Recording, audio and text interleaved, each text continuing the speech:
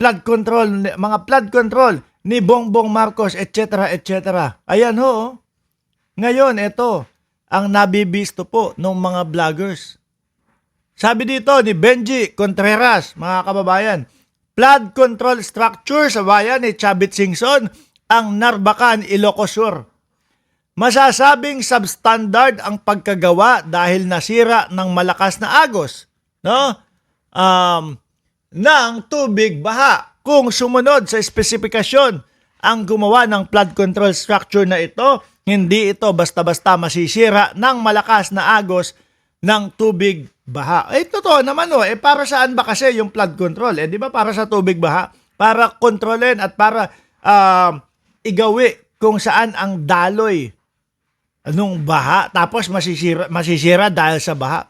Anong kalukuhan na yun? Ano kaya ang masasabi ni Chavit Singson sa pagkasira ng flood control structure na ito? Marami daw substandard at ghost flood control project sa Ilocos Norte ayon kay Chavit, pero ito mismo sa bayan niya ang isa sa substandard na proyekto. At ipapakita ho natin mga bossing. Ayan, Narbacan flood control. Ayan Uscoop, Narbacan, Ilocos Sur, Uscooper Bea Dominguez. Date taken, August 9, 2026 mga kababayan. Tingnan nyo naman po. Baka kaya maingay itong si Chavit Singson, mga boss chief Moser, sa kadahilanan na mahahagip at matatamaan din siya sa gobyerno ni Pangulong Bongbong Marcos na umuusisa, umiimbestiga at nagsisiyasat po doon sa mga korupsyon na nangyari sa mga kasalukuyang administrasyon. Sabi ni Lito Martinez, substandard ang gawa, pero ang nakupit, high standard daw po. Sabi ni Ma'am Neng Gigi, dapat kasuhan na rin yan si Chavit Singson. Ang tingin ko mga kababayan, kay Chavit, may mga kaso na No? May mga kaso na. Hinihintay na lang po at pinag-aaralan maigi kung aakyat po ba or hindi tutuloy yung kaso ni Boss Chavit Singson. Pero ang nakikita ko po dyan, mga bossing, ay matutuluyan po. Kaya nga, nakita nyo yung mga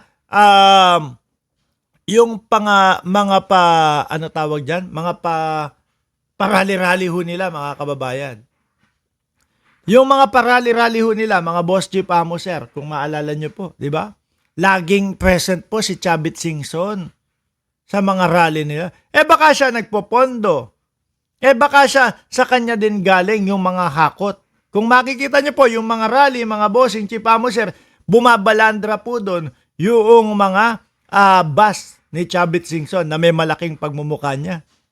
Di ba? Yun yata yung humahatak, humahakot, kumukuha noon pong mga tatao para magmukhang maraming tao doon sa kanilang mga rally. Pero kahit po anong gawa nilang hakot, mga bossing, wala Kahit anong gawin po nilang hakot, mga kababayan, wala po. Yun at yun na lang po ang mga pumupunta. Bakit po? Kasi bistado na sila. Alam na kung ano yung mga agenda at kung bakit sila mga nagrarally-rally. Dahil po natatakot sila na magpatuloy ang panunungkulan ni Pangulong Bongbong Marcos at sila po ay mayari at sila po, mga kababayan, ay makasuhan at makulong din po. Alan Peter Cayetano, isa din po sa napakaingay. No? Na laging nagsasabi, ayaw ihinto yung mga, bakit ihininto yung mga flood control? Ayan po, tuloy-tuloy ang ang pag-iimbestiga sa mga flood control. Yun nga lang po, sa side ni Alan Peter Cayetano, malungkot siya, mga bossing. Bakit? Siya na po yung naiimbestigahan Nasisilip, nakikita na po yung 11.4 billion. 11.4 billion pag pinagsama mo yung insertion nung mga Cayetano. At ang sinasabi, halos lagpas kalahati doon sa 11.4 billion ay insertion ni Alan Peter Cayetano at karamihan ay nandoon sa Taguig. Problema, bakit ganun hanggang ngayon? Ganun pa din ang Taguig. Di ba? Bakit po ganun hanggang ngayon, ganun pa din po ang Taguig? Habang nagsasalita si Alan Peter Cayetano na babahain daw po na sa katotohanan, ito pong si Senador Ping Lacson habang nagsasalita po siya, ipinapakita naman po ng ating mga netizen yung mga baha na nangyayari doon sa Taguig na booking ang bilyon nilang magkapatid. Hindi naman po masama ang insertion, mga kababayan. In fairness naman sa mga Cayetanos. Kaya lang, ang sinasabi kasi, eto, papakita ko ho sa inyo yan, mga boss. No? Hindi ho masama ang insertion kung nailagay ba ng tama, kung naiayos ba, kung talaga bang naitayo yung istruktura. Pero kung walang nangyari ho, mga boss chief sir, at walang tumayo na istruktura, nako, yun ang masama ho, mga kababayan. Eto, tingnan nyo ho, baka sabihin ninyo, ako ay nagsisinungaling.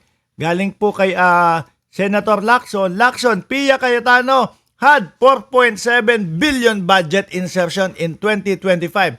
Alan had 6.7 billion. Ayan po. At karamihan niya daw po dyan, mga kababayan, ito. Kay Alan, out of the 6.7 billion, parang mga nasa 75 million lang ang hindi na-implement. Lahat ay implemented nangyari. Pero hindi pa din ho magtatapos dyan, mga bossing, hindi pa din po magtatapos. No, sinabi lang na implemented, hindi pa sinasabi kung yung pagkaka-implement po ba, mga kababayan, ay tama. Hindi substandard, hindi tinipid. No po?